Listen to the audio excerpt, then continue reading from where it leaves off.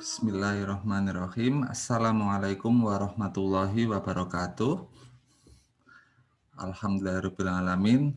Salatu wassalamu ala asrofil anbiya'i wal mursalin wa ala alihi wa sahbihi ajma'in hamma ba'du.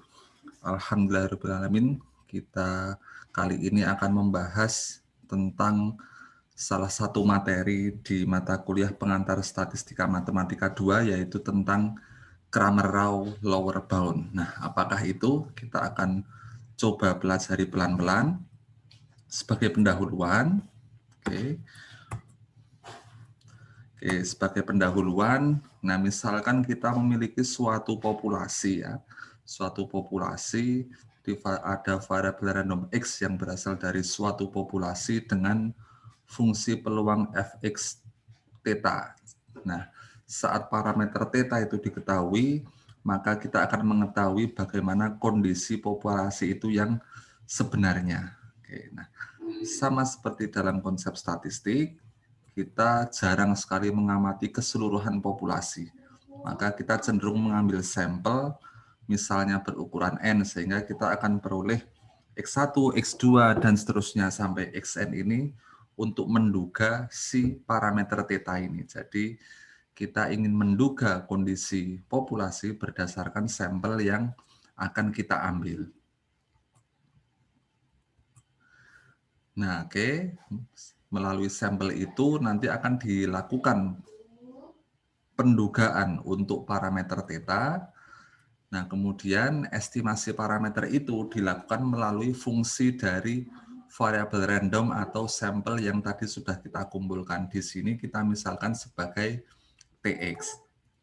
Nah, jadi di sini theta ini akan diestimasi atau diduga, kita lambangkan dengan penduga untuk theta itu adalah theta hat, dan itu berasal dari fungsi variabel randomnya atau berasal dari sampel yang kita kumpulkan. Di sini kita misalkan namanya Tx. Nah, Tx itu banyak sekali macamnya. Ini beberapa contohnya. Tx itu bisa berupa X bar, bisa berupa nilai maksimum, bisa berupa nilai minimum, nilai median, modus, dan banyak lainnya. Bahkan bisa berupa X bar kuadrat, dan seterusnya. Nah, dari banyak Tx itu, kita akan memilih mana sebenarnya yang merupakan penduga terbaik untuk theta. Karena tidak semuanya bisa menjadi yang terbaik. Nah, bagaimana melihat Tx itu terbaik atau tidak? Nah, kita dapat melihat melalui nilai MSE-nya, nilai MSE dari Tx itu. Oke, jadi MSE atau mean square error itu kalau dijabarkan dia akan merupakan jumlahan dari variansi dari Tx itu ditambah dengan biasnya yang dikuadratkan. Nah, dalam kasus pencarian estimator terbaik, salah satu kriteria suatu estimator dikatakan baik adalah jika dia tidak bias. Oke. Nah, Tx itu dikatakan tidak bias jika harga harapannya itu sama dengan kondisi aslinya. Jadi harga harapan dari Tx itu sama dengan theta atau sama dengan populasinya. Oke. Nah, ini adalah ilustrasi untuk sesuatu yang tak bias ya. Karena aslinya rumah berbentuk seperti foto di kiri, kemudian dilakukan estimasi, diperoleh bentuk miniatur rumah yang cukup mirip yang menggambarkan kondisi rumah aslinya, seperti itu. Sehingga sesuatu yang tak bias itu nilai harapannya adalah sama dengan aslinya. Sedangkan ini adalah contoh untuk sesuatu yang bias. Kita ingin memasak telur, harapan kita seperti ini, tapi kenyataannya seperti ini ya. Oke, jadi ini contoh sesuatu yang bias. Nah, kemudian namun ada satu permasalahan ya, yaitu estimator tak bias itu biasanya tidak tunggal, bahkan jumlahnya bisa mencapai tak terhingga ya. Sebagai contoh, misal ada variabel random atau sampel random yang kita misalkan dengan X dari populasi yang fungsi distribusinya adalah Fx, memiliki harga harapan theta dan variansinya misalkan theta kuadrat. Terus kita diberikan dua estimator untuk theta. Ada T1X dan T2X. Nah, T1 dan T2 ini merupakan penduga untuk theta ini.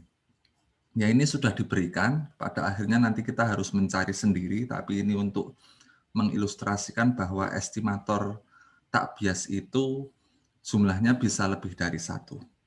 Bagaimana kita mau membuktikan bahwa kedua estimator ini tak bias?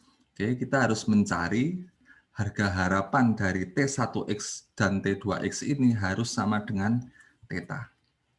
Maka kalau kita hitung, benar saja kedua estimator TX itu adalah keduanya tak bias. Berarti keduanya sama-sama baik. Nah, di sini harus dipilih salah satu. Tidak boleh estimator itu jumlahnya lebih dari satu. Nah, jadi di sini jika ada estimator TX yang merupakan estimator tak bias, maka dia dikatakan terbaik jika di antara seluruh yang tak bias itu, yang variansinya paling kecil itulah dia yang estimator terbaiknya. Jadi di antara yang tak bias, dihitung variansinya, kemudian mana yang paling kecil itulah yang dikatakan estimator terbaik. Oke, nah bagaimana itu mencarinya? Nah, kita masuk ke sini, jika TX ya, jika TX merupakan yang terbaik, maka dia disebut UMVUE atau kepanjangannya adalah Uniformly Minimum Variance Unbiased Estimator. Jadi estimator yang memiliki variansi minimum dan dia tak bias. Oke.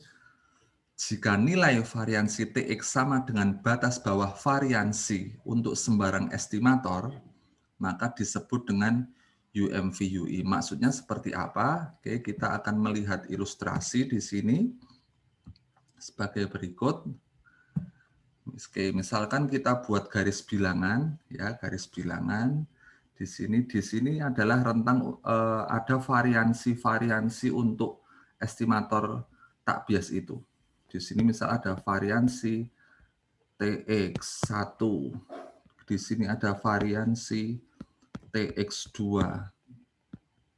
dan seterusnya sampai banyak sekali TX dengan nilai variansi dalam rentang ini. Tentu saja dari semua variansi ini akan kita bisa peroleh yang disebut dengan batas bawah variansi. Nah, apabila salah satu TX ini memiliki variansi yang sama dengan batas bawahnya, nah, maka TX yang nilai variansinya sama dengan batas bawahnya ini, itulah dia yang terbaik. Seperti itu. Oke, itu ilustrasi singkatnya. Nah, sekarang bagaimana menentukan batas bawah variansi itu? Nah, batas bawah variansi dapat kita hitung dengan menggunakan teorema Cramer-Rao.